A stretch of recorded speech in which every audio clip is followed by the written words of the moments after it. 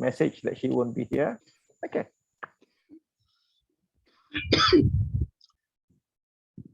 Everyone, welcome to our session this evening. It is a pleasure and honor for me to be with all of you here. Welcome to this session on boost self-awareness and be more effective in leadership.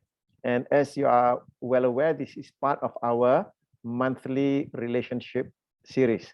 So I'm glad that those of you here have been here before, so you know me. In that case, I will skip the introduction part since everyone we've met before. So before I continue on, to welcome my darling wife, Rosita, Ibu Ros, welcome to the session this evening. Alhamdulillah. And this evening, in the 60 or so minutes together, we'll be discussing on the 3 components to self-awareness. We will be discussing what they are and how you can work on these 3 components to be more authentic in leading, communicating, and relating. And as usual, as you are aware, that I will pause for discussion after each main point so that it gives you an opportunity to ask questions, and it gives me the opportunity to listen to your ideas and comments. In this way, I am also learning from you as we run through this session this evening. As you are also aware that my style is to be light and humorous. So if I laugh or smile, I'm never laughing at you, but at our silly human qualities. My purpose is to lighten things up, to reduce being serious and be more real. Now, a little bit of background about the topic that we'll be discussing this evening is that in the context of the issues that we face that are related to self-awareness, it's basically about leadership. There are times that we feel insecure in our leadership and relationships, or maybe you have faced the situation where you may feel like an imposter or a fake as you are going through your work and your daily life, or you may feel drained or emotional as you experience things in your life. However, life needs to go on. To keep going, we put on masks and personas to show that we are strong. It's just that by doing that, it makes us weaker. It drained our energy. By doing that, it only exhausts us more. So the solution that we are looking at this evening is self-awareness. With greater self-awareness, we'll be able to lead and relate with ease, to be able to flow, to be more authentic as a person, as a leader, and to be more effective in leadership and relationship. So these are the, I would consider as the background to what we'll be discussing this evening. So let me just put on some slides that I've prepared. A little bit of an overview about the context of why we are talking about self-awareness this evening is that, in the words of Daniel Goleman, to paraphrase him, he mentioned that emotional intelligence matters more than IQ in leadership, because leadership is about connecting and relating with other people. So that's why emotional intelligence is more important. Now, as a reminder, probably you are aware that emotional intelligence, according to Daniel Goleman, we can look at it from 4 perspectives. And I've got this this slide over here. If you notice the axis, on the y-axis at the top, you have self. At the bottom, you have others. On the x-axis, on the left, you have awareness and you have control. So emotional intelligence is about self, others, awareness, and control. And when we look at the quadrants there. The top left quadrant is the quadrant of self-awareness. So that's why this evening we are talking about self-awareness, because it locks in as one of the components in emotional intelligence. So that is the context that we are discussing this evening. So let's quickly move into emotional self-awareness being one of the components of emotional intelligence. Emotional self-awareness is the ability to recognize our own emotions and their effects, to identify how you react to cues in the environment, and to understand how your emotions affect the overall performance. So one is to recognize our emotions and how our emotions has an effect on us. And part of emotional awareness is to recognize the cues that we take from the environment with respect to our emotion, and then how those emotions affect our overall performance.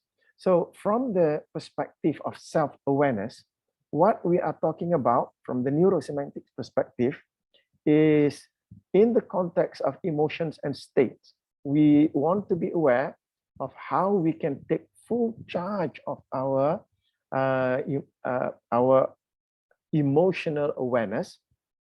Is that we need to realize, where does emotion come from? Yeah. So the first thing that we want to be aware is that in life we may have expectations of this. So, for example, this evening, I had a certain number of people who register, and typically I know that there will be many of them who will not be here because of time constraint, but they registered anyway, and I have an expectation of how many will be here. And then when we start the Zoom class, I notice the 4 of you are here. So I have the expectation of who's coming, and then when we start the class, that's when the expectation meets reality. So an emotion is the difference between our expectation and reality. So when our expectation, or let me move to the other side, when the reality is better than expectation, then we have an emotional boost. We call it a positive emotion, because we experience something better than we expect. However, when the reality is less than our expectation, then we experience that down emotion. That yeah, if we were to use the positive negative scale in mathematics, when it goes up it's positive, when it goes down it's negative. So an emotion is relative to your map and territory. Yeah. When the territory is better than the map, we get a boost in emotion. When the territory is less than the map, we have a drop in emotional energy. And emotion is the mental thought, yeah, that you bring to the experience in the world, your expectations and understanding that you have of the world. Now, another way that we can look at emotion is that emotion is an evaluation or judgment about what's happening out there. So when we notice what's happening out there, and when we put our evaluation and judgment, that's when we feel that. Yeah? So when we put a judgment, hey, this is good, then we experience that that positive emotion. However, when we put the judgment, oh, this is terrible, then we experience that low or negative emotion. So basically, emotion is the combination of the kinesthetic sensations, yeah, the feelings, with our visual, our auditory representatives.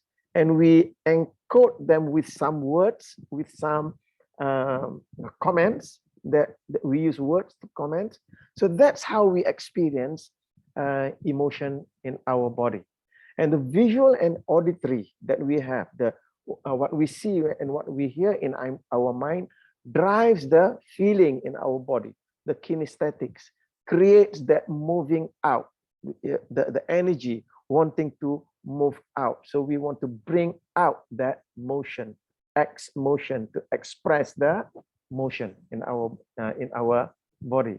So that's basically when we look at emotion from the perspective of how our body expresses those.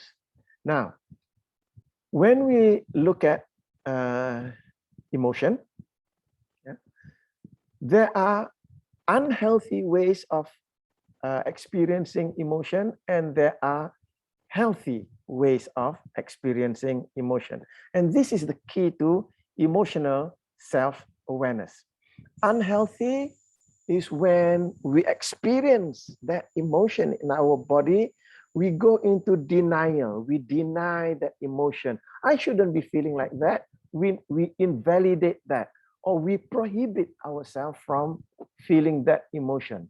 So when we resist, or when we fight against that emotion that we feel, then it creates an unhealthy situation. Or another kind that can be unhealthy for us is when we experience a certain emotion. Remember, emotion comes in with the feeling and the words that we have, our comment about it. Then we begin to link this emotion with that context and that context and that situation. We make a complex rojak from it. And because of that, the emotion gets worse in terms of our experiencing it. So that's how it becomes unhealthy for us. So the key thing about emotional self-awareness,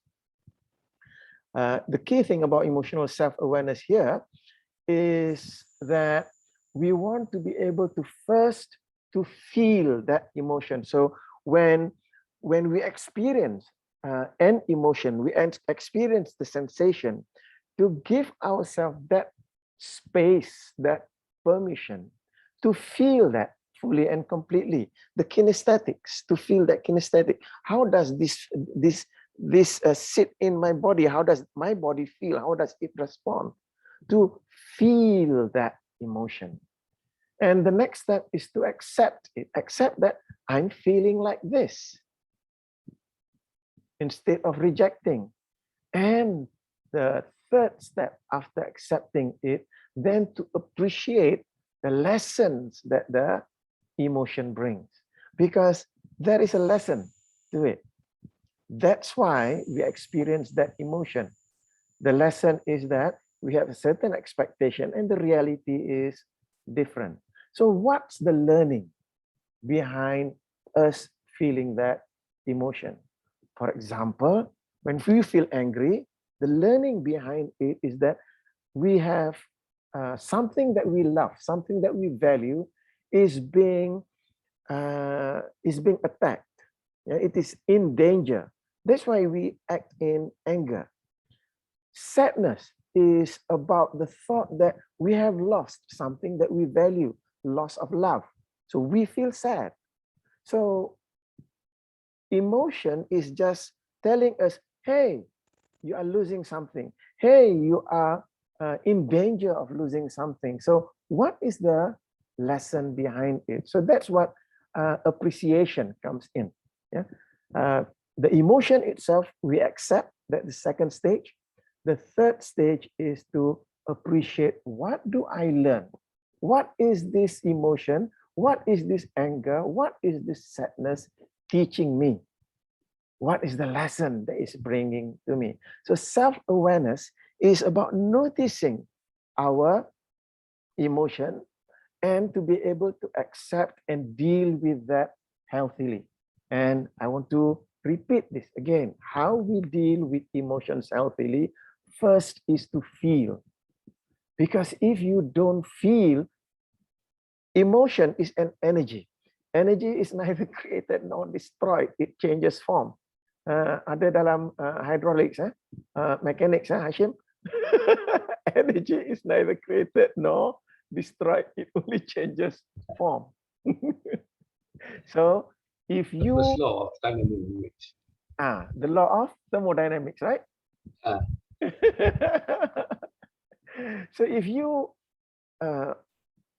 ignore or overlook that emotion, it just moves to other parts of your body. So the first one is to feel it, because when you feel it, you're allowing the energy to flow, and then you accept. By fighting it, it becomes worse. So you accept that you are feeling that, and to see what you learn from that. And know this, that every human being is multidimensional. So a single event may invoke multiple emotions, because you are not looking at things only from one dimension. We look at things from multiple dimensions at the same time. Let me give you an example. This is the latest example in our experience. My wife, Rosita Iburos, is here. Just to give you an example of the multiple dimensions of emotion. Today is Thursday, so that's last Friday, almost a week now. Last Friday, we married off our youngest daughter, Sophia. She got married last Friday, and because of the COVID protocols and all that, only parents from both sides are there. The married couple, the two of them, then parents from both sides, and then the person from the Jabatan Agama. That's it. That's all. Now, they've been engaged for over a year. They've known each other for quite some time already. Engagement for 1 year. So this is planned. And yet, after the wedding, coming home, I know. I mean, for most people, wedding is very exciting, very joyful, very happy. It's just that Rosita and I, when we came back home, seeing the empty house, starts to feel sad. Okay. So feeling sad and being aware of the multifaceted experience that we have of one particular event, I was just allowing myself to feel sad. Because this sadness is not about her getting married, her getting a husband. Her getting married, that's happiness for me, that's gratefulness for me, because she now has a partner. However, I know that this sadness is about that phase of her life where she has been living in this home together with us. So that sadness is about losing that phase of life. Now she's still around. She'll come and meet us when after her honeymoon or whatsoever, she'll be coming around. However, I realized that, okay, that sadness is about that phase of life is gone. It's gone forever. The phase of life where she's an unmarried young lady, she's staying with us, that phase of life is gone forever. And there are things that I treasure about that phase of life. Yeah, things like whenever it is time for us to eat dinner, after she gets the dinner ready, she'll call me from upstairs, and me and her, we communicate by meowing. So from downstairs she go meow meow, and from upstairs I'll answer her that way. Now that phase of life is gone now. So allowing myself, feeling that sadness. So on Saturday, I can't remember, it was Saturday or Sunday morning, I went into her room, just sat on her bed, and allowing that feeling of sadness, feel that fully and completely. And my tears started to fall, and allowing myself to cry so that I can feel that aspect, that dimension of that particular event. Yeah. And I did not bother to finish off that sadness very quickly because I know the processes involved.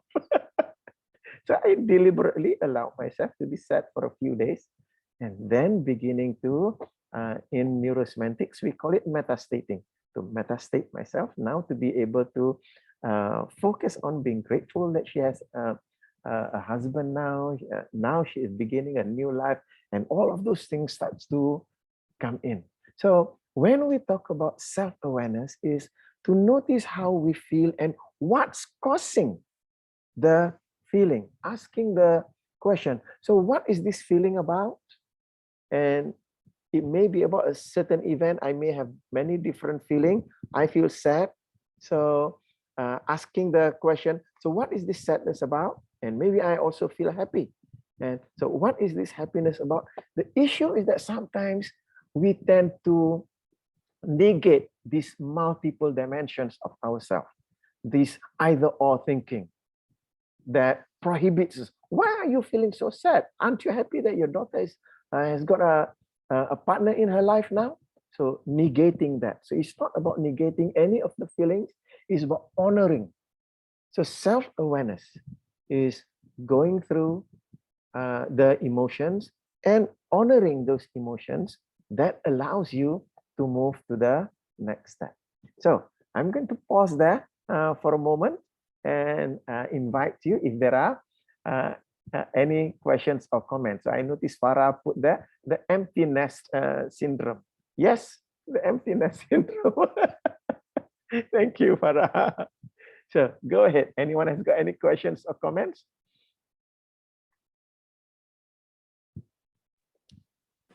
Yes, Mr. Wazuki, I'd like to share my personal experience. Go ahead. After learning neurosemantic for years now, I'm happy to say that for now I managed to actually, get awareness, to be aware of how I feel when I get emotions. And then very quickly, I was able to actually, process that to a situations that is more resourceful for both parties, the person that I having relationship, for example, my husband or my daughters.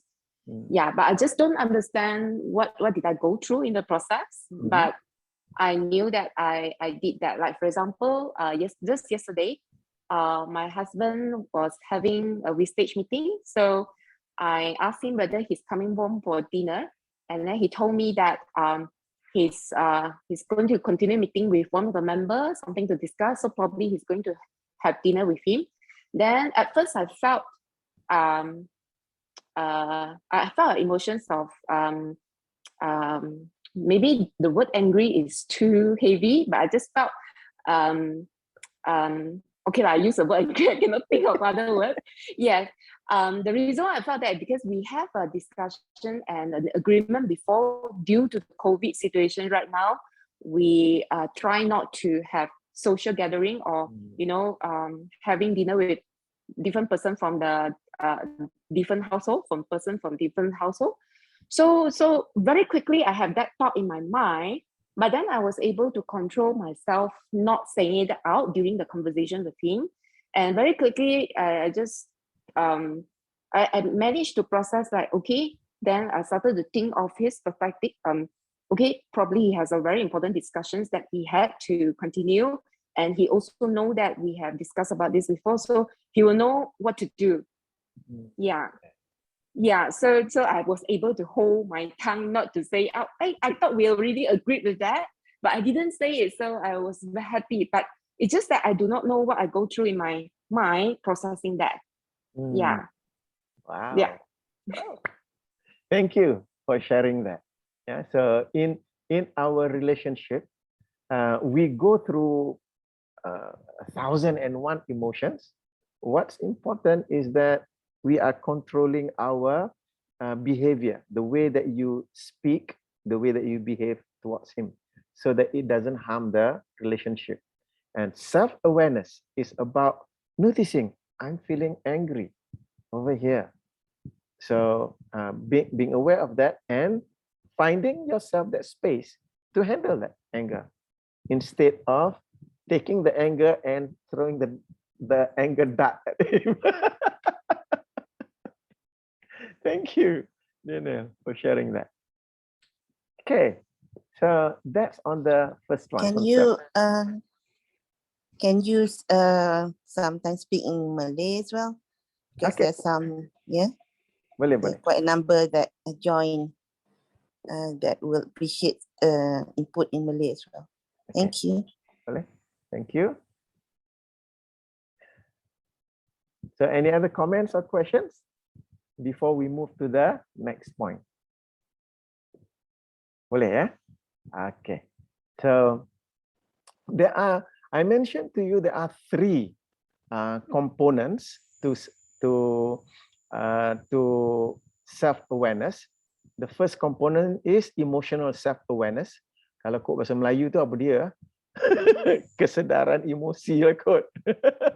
Self-awareness. Emotional self-awareness. Kesedaran emotional self, kesedaran emosi diri. So bunyi pelik yeah, the whole thing is self-awareness. Yeah, the whole thing is self-awareness. So first component, just now we talk about the emotional component of self-awareness.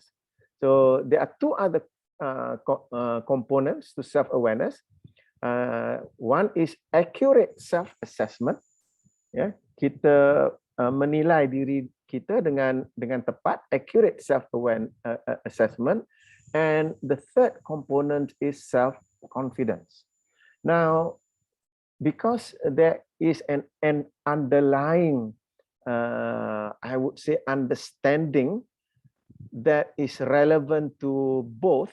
So what I'll do is that I'll not bring it point by point, but I will be bringing the discussion about accurate self-assessment dengan self-confidence ni sekali. Yeah?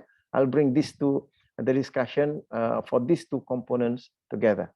Okay, so before we go into the discussion of accurate self-assessment and self-confidence, there is something that we need to be aware about. We need to take into major consideration, and this is this thing called the human being, doing, having. Yeah. Kita biasa dengar orang cakap human being. Kalau kod bahasa Melayu manusia lah, but in English dia sebut sebagai human being. Now I want to differentiate another two components, the human doing and the human having. The issue is that when we rojak, when we mix them up together, we lose sight, we lose the clarity. And when we lose the clarity, then we confuse ourselves. Remember what Confucius says? Don't be confused. So we need to have this clarity between human being, human doing, and human having. So once we have clarity between human being, doing, and having, then our discussion on accurate self-assessment dengan self-confidence tu jadi senang. It becomes easier. Okay. So first, let's take this element of human being. Yeah. That is you as a being. Kalau kod bahasa Melayu apa benda being ni? Makhluk. Yeah. That's you as a human being.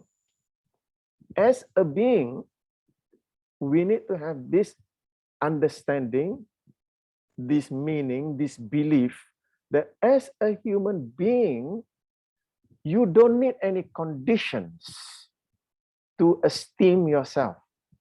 So this is about unconditional self-regard. Kita nak menerima diri kita sebagai makhluk ni sebulat suara tanpa syarat. So your self-esteem is only conditioned on the fact that you are human, nothing else. So as a human being, you esteem yourself, you respect yourself. Kita menghormati diri kita atas dasar kita manusia, itu saja. We do not want to mix it with others. Because the moment you confuse your being with your behavior, then things can go awry. Dia jadi berkecamuk. Yeah? So first thing for you to remember that in terms of esteem, you esteem yourself solely on the condition that you are a human being. Enough. Full stop. You are not your behavior. Now, as a human being, we have potentials, different potentials. As Glenn Dorman puts it, at the point of birth, every child born has greater potential than Leonardo da Vinci ever used. We also realize that as human beings, our potentials are different. Setiap manusia dia dilahirkan ke dalam dunia ini, potensi dia berbeza. Our potentials are different. Yeah? It's just that we also want to remember that having different potential, having potential that are not the same, does not mean that we are any less than another human being. Okay? We just have different potential.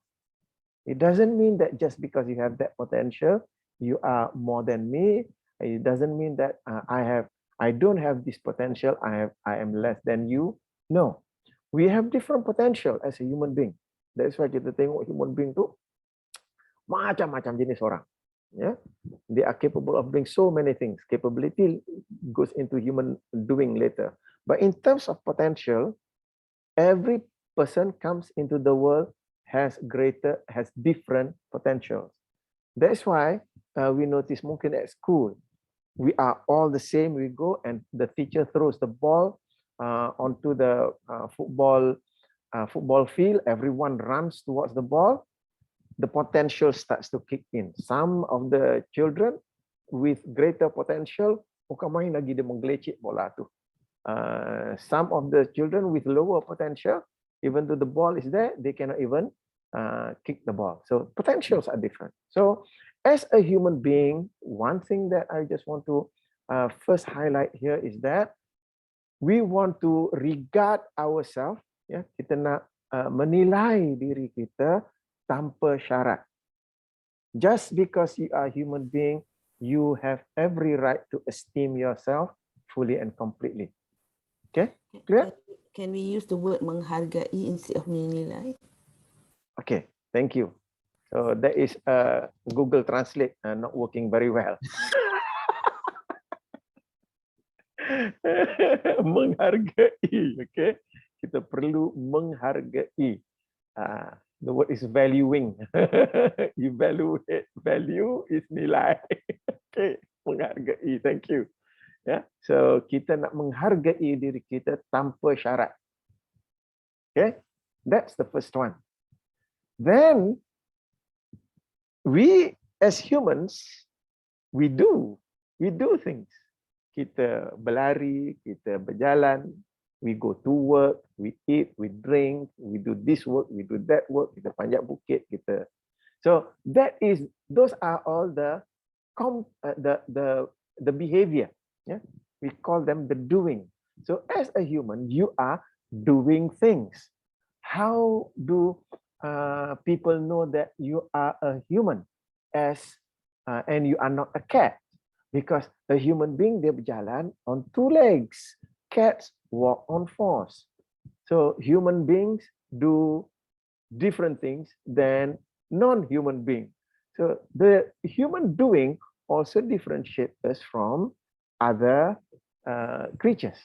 So it's just that our doing is based upon competencies. So the quality of our doing is based upon our competencies. For example, when my daughter gave birth to her third child, Yusuf, at that time, Yusuf's elder brother, the second child, Pocoyo, I call him Pocoyo, nama dia Muhammad. Muhammad was how old was he? About one and a half, Haji? Almost two. Almost two, yeah. So when we brought Yusuf home, put Yusuf on the, I can't remember, is it basket net? Masih lagi kat hospital, Dalam basket net. Okay. Dalam basket naik ke atas tilam. Ah. So what Pocoyo did was he climbed on top of Yusuf and dia baring atas atas Yusuf, on top of Yusuf. And then when Nemi saw that, Nemi quickly pulled him away because he's almost too big for a newborn. He will crush the newborn. And when Nemi pulled him up, nangis dia. He cried a very sad cry. Yeah? Because what was he doing? He wanted to love his brother. He wanted to hug his younger brother. But because he did not know the competency, he did not have the skill of how to handle a newborn, his behavior was dangerous to the baby. So we need to understand that the quality of our doing is based upon our competency. So the doing part. That's why some people do things better and others don't do things better. It is based upon the competencies. And in neurosemantics, when we talk about competencies, we talk about the two domains of our competency. One is the domain of the internal game, our thinking, feeling. Yeah, how competent are we in manipulating our thinking and our feeling in order to get at the right thought, to get into the right right state, sikap kita, untuk membentuk sikap kita, to play out in the outer game. Outer game is kita punya behavior nak buat. For example, apa kompetensi nak kena buat macam Hashim, dia punya kompetensi is in the area of mechanical engineering. So years he studied in the university and then he practiced in mechanical engineering. So by doing all of those, he becomes highly skilled and highly competent in that particular area. Yeah. So when we talk about competencies, our doing is dependent on our competencies. Yeah. And part of the human doing is that taking our potential. Remember in the we talk about as a as a human being kita ada potential. Part of our human doing is untuk kita ambil potensi itu, to take all that potential and then to practice that potential so that we can turn it into a talent. We can turn it into an ability, because potential is the word is potential. It is there, it is not yet real. So we need to make it real. We want to make it actual. So to turn potential into abilities. So that is what we refer to as actualizing potential. So that's why we continue on learning to make our doing more competent, more effective. And as we become skilled in doing what we are doing, that gives us the confidence. So that's why I wanted to take these 2 points together, because they are interlinked. Confidence is about having the belief in yourself to do something because you have the skill and competency to do it. So that's the human doing part. Yeah? Next part is the human having. In life, when we do things, there is a certain result that we get from doing. For example, I'm hungry. So in order to get rid of the hunger, I need to go and find food. I feed myself, I eat some food. And the result of eating that food is I lose my hunger. Yeah? So having is the result of doing. When we do something, we get a certain result. So let's say over the lockdown, there's nothing else. There's nothing much for me to do, and because of that, I eat and I eat and I eat. Makan, lama-lama gemuk jadinya. It is the result.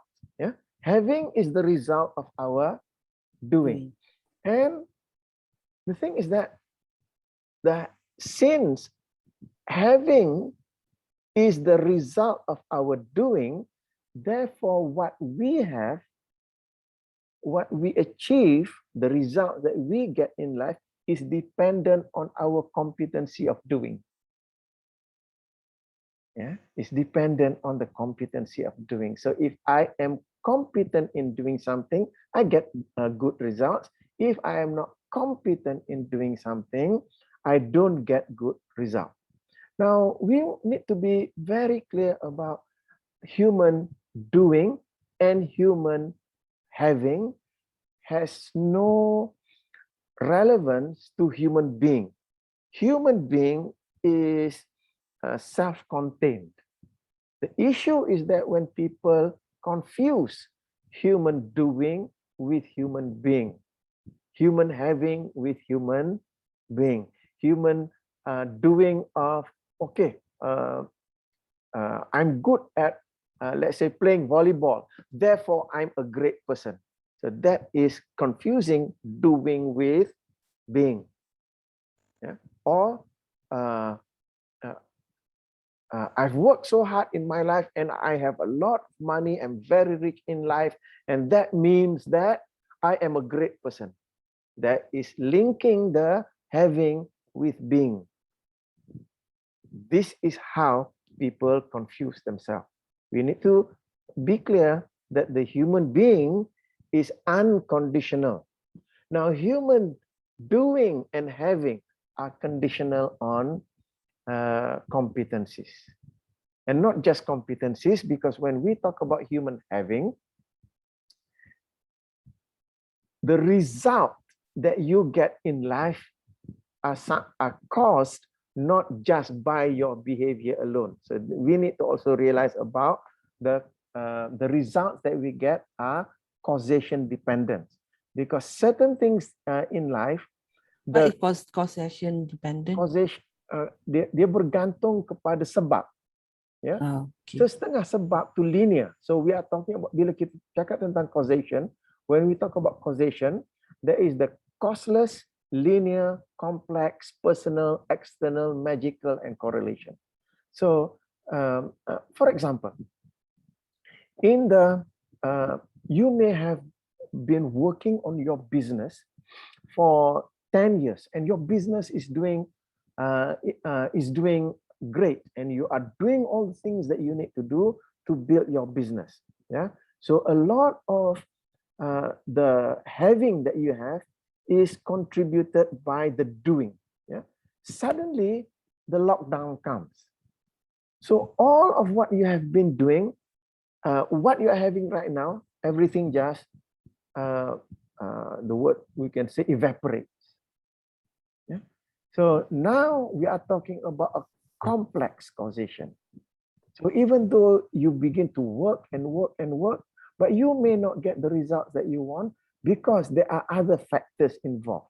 So some of the results that you get in life are complex causation. Sebab untuk mencapai hasil tu dia kompleks, dia bukannya simplex, bukan linear. So when we talk about human having, one is we need to realize that what we achieve in life is dependent, bergantung kepada kompetensi kita, is dependent on our competency. At the same time, the results that we achieve in life, sometimes the result are caused by straightforward linear cause, some are complex cause, some are external, some are correlated. So we need to take into account all of those. So when we look at our life, do not take our doing and confuse it with our being, do not take our having and confuse it with our being. So this is the first point. Starting point, when we look at the accurate self-assessment and self-confidence, we need to be clear about these points: the human being, the human doing, and human having. So once we get this point clear, to go into accurate self-assessment and self-confidence becomes easy. Okay, so I'm going to pause here. I'm going to pause here and get any questions. So dalam chat tu, what is the example of one that is correlated? Correlated. Let me think of an example. What example? Anyone can think of an example of a correlation. Correlation is when you do something, it impacts another thing, it impacts another thing, it creates the certain result over there. So there is correlation. Dia berantai. Could Berantai. be like macam seorang tu just like some that when you said something about the result is not the having is not all directly due to the doing, right? That's what you said just now. Betul? Yeah. Why are you okay? You were freezing. Okay. So but the having can also be anything else that not directly due to your doing. It could also due to your intention, perhaps. Is that? It can be. Because when we Or it can be also because of your kindness to other people. Is that what you mean by correlated? Correlated is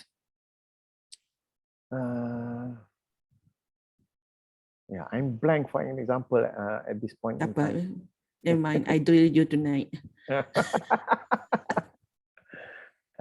Okay. Anyone can think of an example about correlation?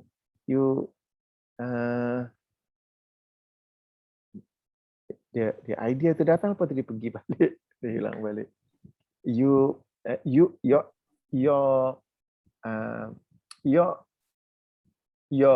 desired outcome is D, katakan D. However, in order to achieve D, you need to do A, B, C. Okay. To get to D. Okay. So that correlation. So maybe B and C is outside your influence. Okay. But when you do A, somebody will be able to do B. Oh, okay. And then you'll be able to get D. Okay, understand. Okay. Example like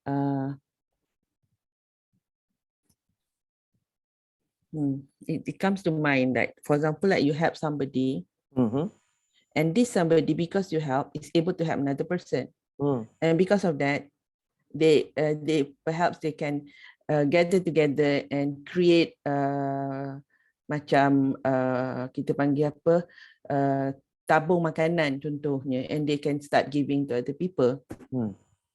So you just start to help one person, but that person, because you help, that person was unable to do something that influenced the other person, that affect another person. Okay, faham. But our original desired result is not about wanting to have the food bank contohnya. We just want to help one person. But dia beranak macam tu. Is that okay? Okay.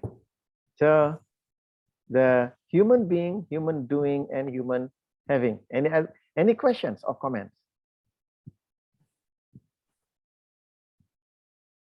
No? Okay.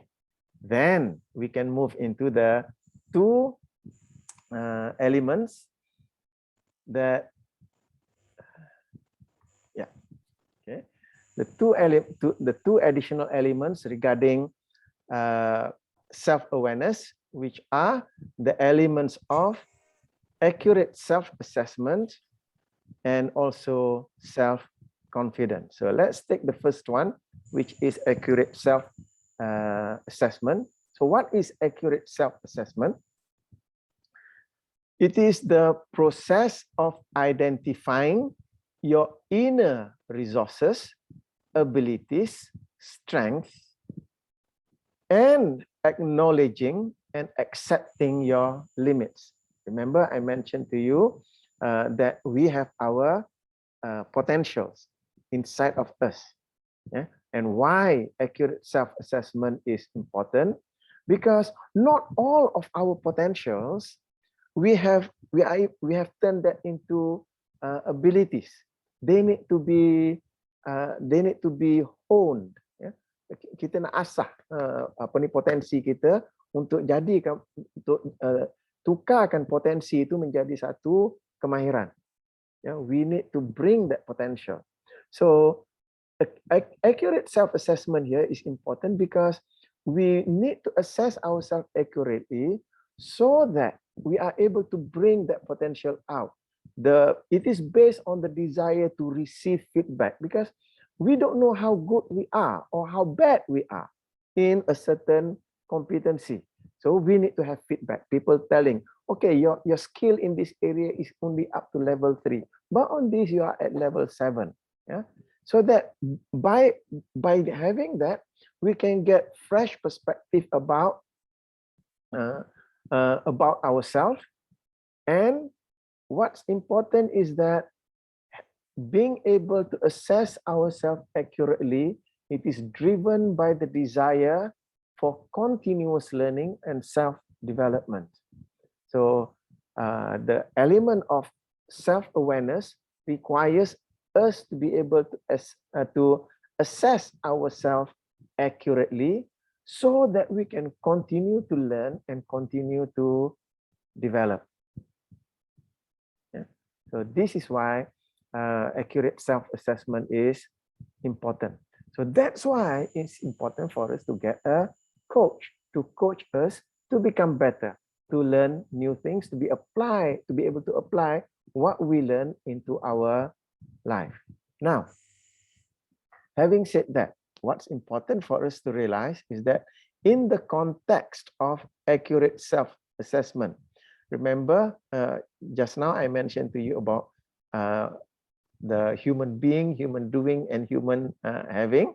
So this is where things can come in and ruin things. Yeah, the unhealthy way about self-assessment is when a person has issues with self-concept. Dia ada masalah tentang konsep diri dia.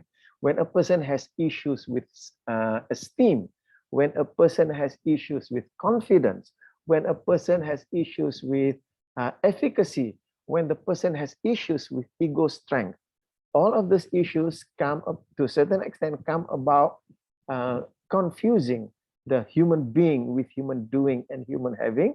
So it creates issues dalam esteem, dalam confidence, efficacy, ego strength, and then that causes that person to confuse between person and behavior.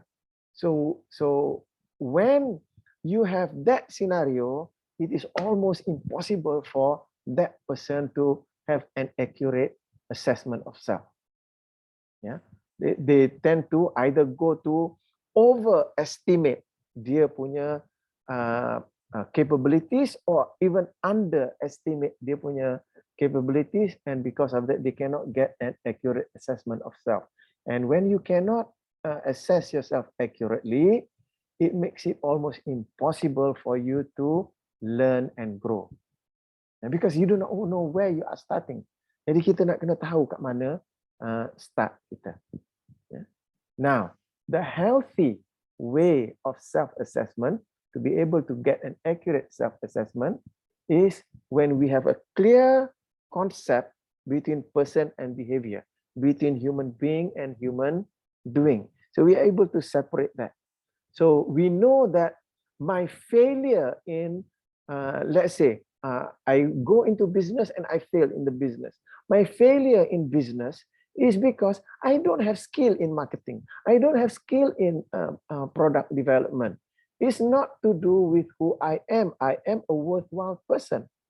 So I know that I am not skilled. I fail in business because I'm not skilled in marketing. I'm not skilled in product development. And because of that, I can run a SWOT analysis. If you are familiar, SWOT analysis, okay, kita boleh tengok, oh, so what are my strengths? What are my weaknesses? What are the opportunities? What are the threats? Do a SWOT analysis, and that SWOT analysis is accurate. When you don't confuse between person and behavior, because when you confuse between person and behavior, then you cannot get an accurate assessment. Yeah? And when a person has an accurate assessment of self, then it is easy for that person to be coached, because the coach boleh bagi kepada dia, can give the feedback. Okay, you need to build on this, you need to build on this, and they can move on from there. Ego strength, they're healthy, and because of that, when they get coached, they just take the information and run with it instead of being defensive and all that. So notice that when a person has issues with self-concept, then it makes it difficult for them to make an accurate assessment of self. However, when the self-concept is healthy, then they can make an accurate self-assessment. And moving on to the third component of self-awareness is the component of self-confidence. Yeah?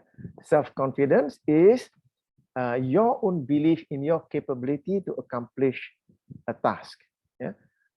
Kepercayaan, keyakinan diri kita untuk menyempurnakan sesuatu tugasan. Yeah? It is unhealthy, kita punya confidence tu tak sihat apabila kita confuse di antara person and behavior. It is unhealthy when we confuse person with behavior. Unhealthy in the sense that when we do not get the result that we want, we label that as a failure. We have a failure, so the having part, we have a failure, and then we link that failure to self. I am a failure. Masalah lah tu. So you get into more trouble when you do that. Okay, that's unhealthy. Okay? So when you have healthy self-confidence, what do we mean by that? Confidence is competency dependent. When you are skilled in something, you feel confident to do it. Kita rasa yakin kita boleh buat bila kita skill. Bila kita tak skill untuk buat satu benda, kita rasa tak yakin. So it is healthy, notice, it is healthy to feel confident in something that you are skilled in, and it is unhealthy to feel confident in doing something that you are not skilled in. So be very careful. So you do not want to be confident all the time, confident in everything. It is healthy when you feel confident in doing something that you're skilled, and it is equally healthy for you to feel not confident when you do something that you don't have the skill. Yeah? So when you are able to have this healthy confidence, self-confidence, then you can accurately benchmark your own skill. And when people benchmark your skill, then you know how you can develop from that. Yeah? So to be able to accept the current level of competency, for example, in the context of training, katakan, yeah. So I need to be able to accept that, okay, my skill level right now is at the level of 2.7. I want to move my level to 3.0. So knowing that I am not yet at level 3.0, I'm still at 2.7. So I need to accept that. And when I accept that, only then I can learn the additional skills that will bring me to level 3.0. And as I practice,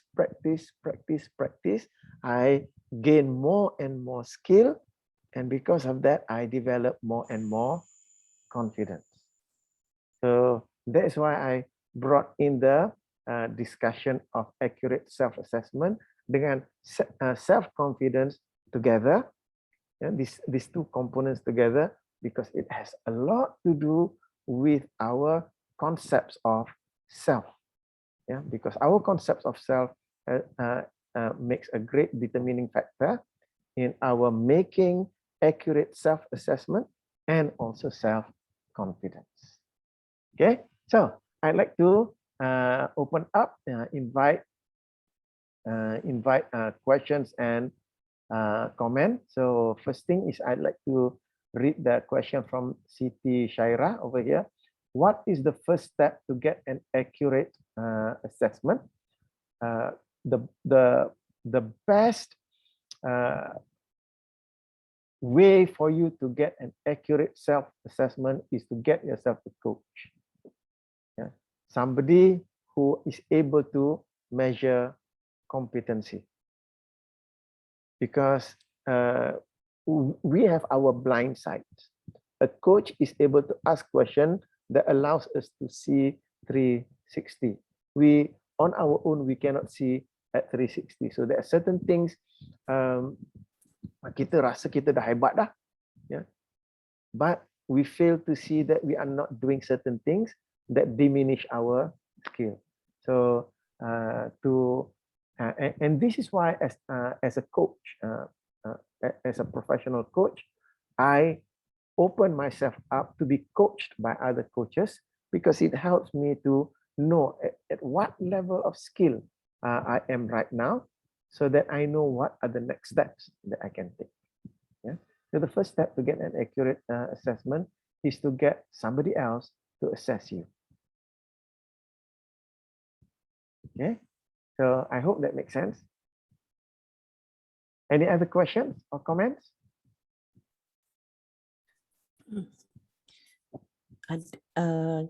Just come to mind that when you mentioned about self-assessment just now, the non-healthy is when we lump everything together. We lump the behavior and the self together. When children are being naughty, the word is you are naughty, rather than that behavior is naughty behavior. And because we lumped it together, it become the child be identified to that that word. Dia jadi macam dia satu samakanlah. Oh, dia ni budak macam ni, because but tidak dibezakan, it's not differentiated between that the behavior that he did and the person he is. So but now we realize that, and it's mentioned just now, if we fail in doing something, it's because we do not have yet the skill. So skill is something that will help us to be able to achieve what we want, akan bantu kita untuk capai yang kita nak, dan kita kena tahulah what are the skills that we need. And when we do it again and again and again, it become the skill become strengthened, and that will build the confidence. Yes. Yeah. Thank you. So that's why, Nemi, practice, right? And as you were saying that, the thought that also came to mind is that our languaging itself, the way that we use language, is not doing us any favors. In fact, it is doing us a misservice, a disfavor. Yeah, our languaging. For example, yeah, we confuse between what we do with who we are. I learn engineering and I work in the area of engineering, and then I say I am an engineer. Yeah, I am an engineer, bringing in what I do as me. Okay. So what happened? At the age of 60, retire from engineering, don't do engineering anymore. Who are you? So that's why a lot of people that's why a lot of people, when they come to retirement, after they retire, they lose that being, that sense of self, because they have been padding their being with their doing and their having. The moment they lose that doing and that having, they think that they are nobody. That is why some people, they have the retirement syndrome. To be able to be clear about, this is what you do. as opposed to who you are. Okay.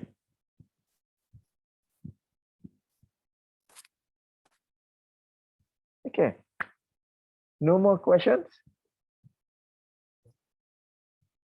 So if there are no more questions, then that's basically what we are here for this evening in the for our discussion. We are looking at self-awareness, because self-awareness is one of four components of emotional intelligence, and emotional intelligence matters more than IQ when we talk about leadership. So in leadership, emotional intelligence matters more. So that is why we are discussing about self-awareness. And what we have discussed this evening are the three components to self-awareness. One is emotional self-awareness. Next one is to have an accurate self-assessment. And the third component is self-confidence. And what we also discovered together is that in order to have the accurate self-assessment and self-confidence, we need to have a clear boundary between human being, this is our self-esteem, and with the human doing. We need to have that clear boundary to not confuse that. So that's basically what we have been discussing this evening. Yeah. So Ibu Rus letak ke situ line sangkut. I'm suspecting that because 2 or 3 times I see this warning on my screen that my internet is not stable. If you do not know what is your accurate self-assessment, what is the effect of the entire life? I would say, if I want to put it simply, if we are not able to assess ourselves accurately, we will tend to be more disappointed in our life. Disappointed because there are things that we thought we could do, but we couldn't. And because of that, we go for it, but we don't get the results that we want. So that creates a disappointment. And it also creates the disappointment when there are things that we could do, but we didn't.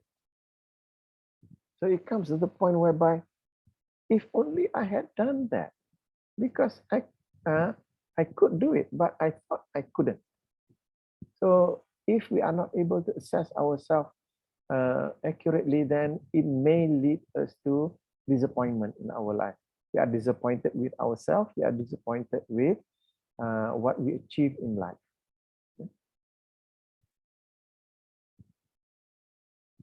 Is that okay if you just continuously be what you are doing now? Well, if that is what is in your life right now. I mean to say, if that is what you want to achieve in your life, to continue doing what you are doing right now, yes, you can continue doing it the same way. I mean, a lot of people are just happy to go along with that. It's just that if I may quote Abraham Maslow, he said that if you deliberately be less than, so I'm not quoting directly, but it is a paraphrase.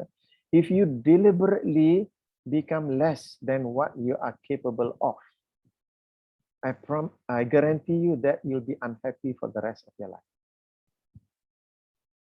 So that's why accurate self-assessment is important, so that you are able to lead your life according to what you are capable of. Because the moment you perform below your capability, and you know that you are performing below your capability, as Abraham Maslow puts it, you'll be unhappy for the rest of your life.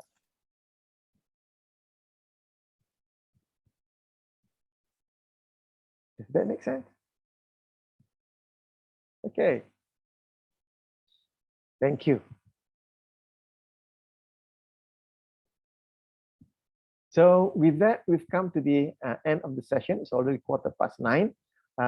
And as usual, I would like to hear from each and every one of you before we end the session. So I would like to go to the bottom of the screen. If you are able to unmute yourself and say a few things before we end.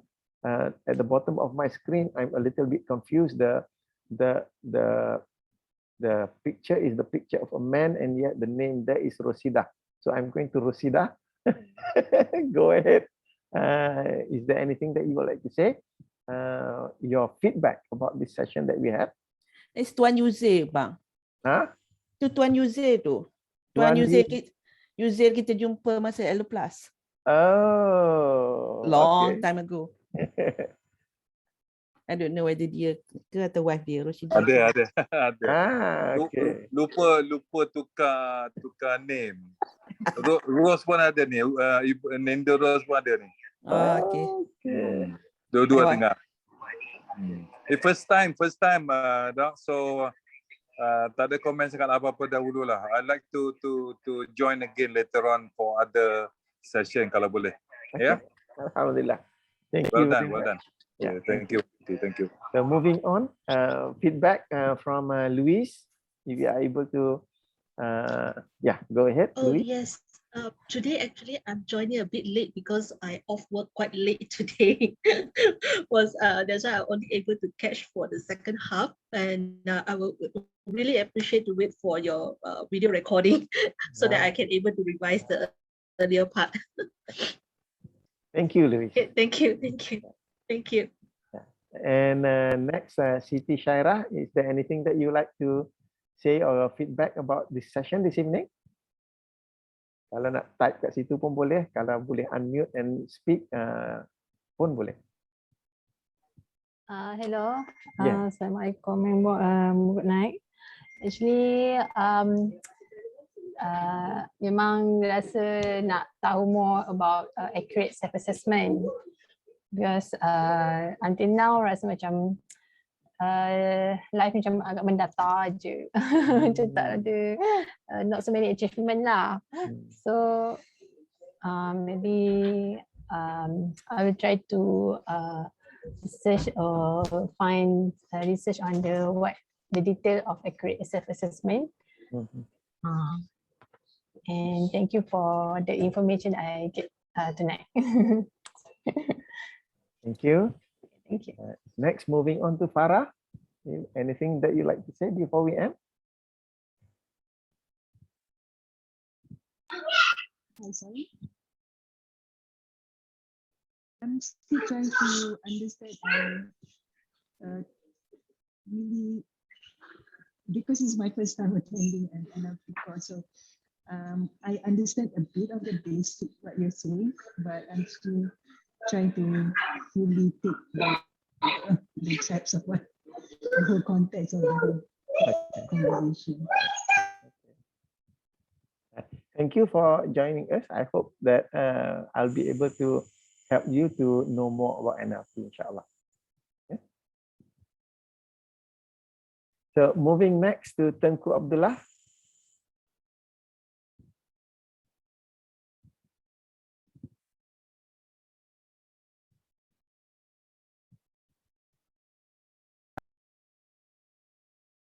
Ini masuk balik kot. Yeah. Your voice, yeah. Yeah, that may have been the issue with my internet, but because the Zoom went right all the way out just now. So I hope that you are back. So we are finishing it off. Anyone else? So I'll go to Liza. Liza Wati, would you like to say anything before we end?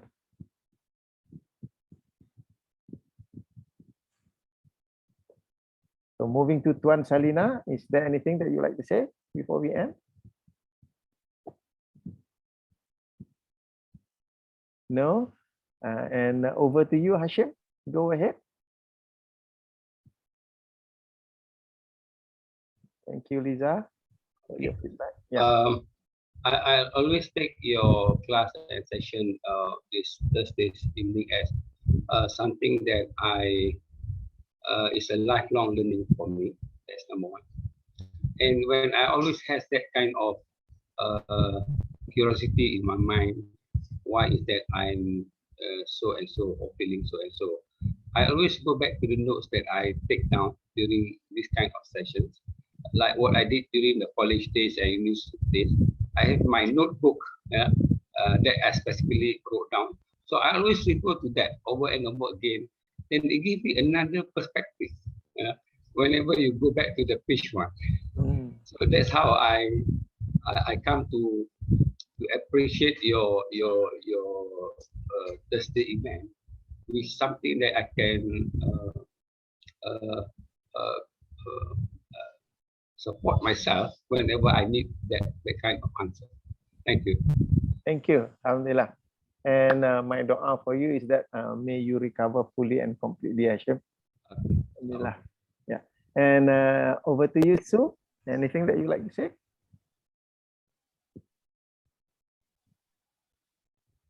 About the question posted, the step to get accurate assessment. What are some models that we are available out there that we can assess ourselves? Yeah, I guess it's mentioned in the recording. Has it been covered? Because I missed that part. Recording? Yeah, which means have we covered this, and there'll be a recording that we can play back, right, later on? Yes. So I mentioned about that part of accurate self-assessment. What I mentioned earlier was the problems of self-assessment is when you have confusion between person and behavior. So that's why you want to be able to have a clear distinction between person and behavior. And because of that, you'll be able to assess yourself more accurately. And then when we talk about assessing yourself accurately, one is when we talk about the inner game, the other is the outer game. Especially the inner game, that's when I mentioned that you need to have a coach to help you, because your inner game is invisible to you. To most people, it is invisible. So having a coach allows you to assess your inner game properly. In terms of the outer game, then you can have your colleagues or other professionals and also to use the results that you get in life to reflect to you how well you are doing things.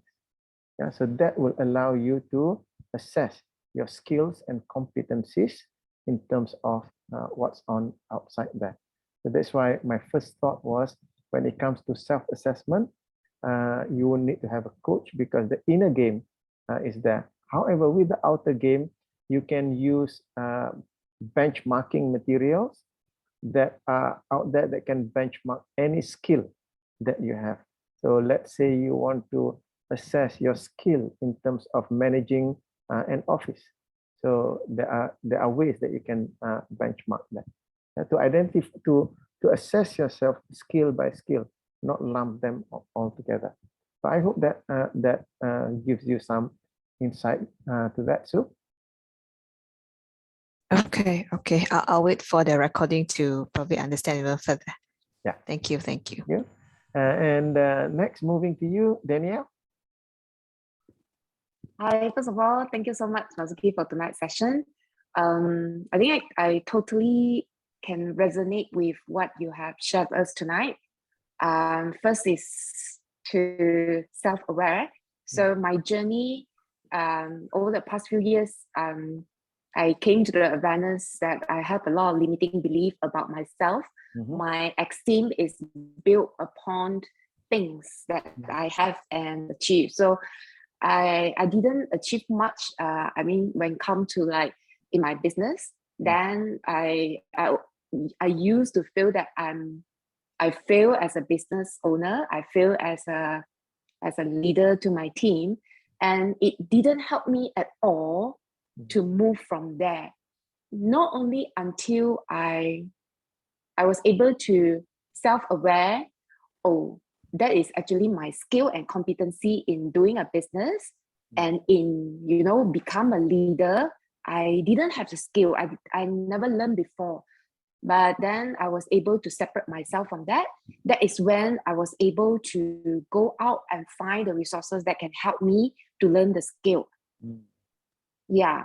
So after that, then I was able to move on. I pick up courses, like I'm weak in sales and marketing. So I learn from people who teach sales and marketing, and then I learn the steps. I also learn many leadership from you, of course, and from the books as well. So that is when I can really see, oh, that is the area that I'm lacking. And previously, I was not able to see because I was not aware that I didn't separate myself from the things that I didn't have. So the moment I was aware of that, then things changed for me. So I can totally resonate with what you shared with us tonight. Yeah. Thank you. Appreciate that. Danielle. Yeah. And last but not least, Ibu Rose, go ahead. It was a great session for me.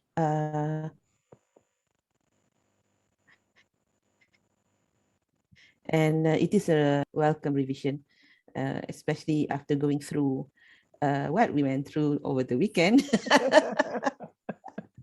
Understanding this helped us to be kind and compassionate towards ourselves, because sometimes when we don't understand and cannot differentiate our being and our doing and our having, we tend to be unkind to ourselves.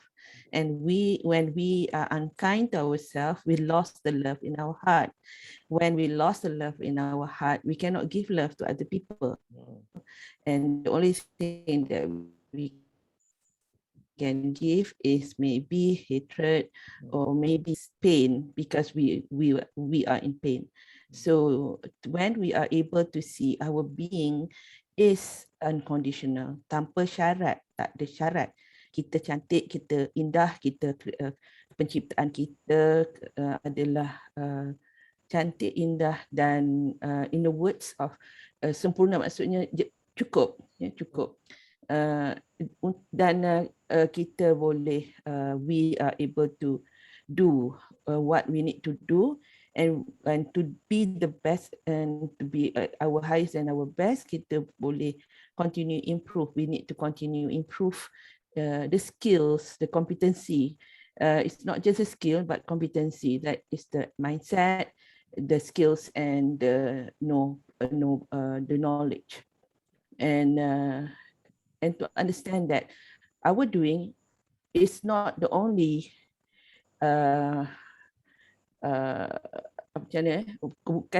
what we have is not only just through our doing. There are other correlated things that cause us to have what we have. So it is beyond self, actually. When we understand this, it is beyond self. So it is a very wonderful session, and thank you, because the thing is that, like Salina, Lizawati, Rosida, Yuzair, Tengku Abdullah, they are actually, I'm not sure about Farah. Farah maybe not. Farah maybe memang pernah join through ni. But I managed to go into my WhatsApp group and just as you just started and just invited them, and they responded, and I'm really happy to see them here. And though you speak more, and walaupun cakap lebih banyak dalam bahasa Inggeris, tapi hopefully semakin banyak kita mendengar bahasa Inggeris, semakin kita jadi biasa. Kalau kita macam anak-anak kita pun kan abang belajar bahasa Jepun pun dengan mendengar cerita. Dan sekarang ni tengah tengok cerita Korea for me, so that I will learn more how to speak Korea. Okay, just that, itu je. Thank you sayang. Thank you. Okay, thank you very much for that. And everyone, I really appreciate your comments, taking the initiative to bring your thoughts and ideas into this session. I hope that this session this evening has given value to you, given some usefulness. And I really thank you and honor you for being here this evening. And I look forward to seeing you in other sessions later. So with that, thank you very much. Terima kasih. Good night. Assalamualaikum warahmatullahi wabarakatuh. Thank you. Terima kasih. Thank you.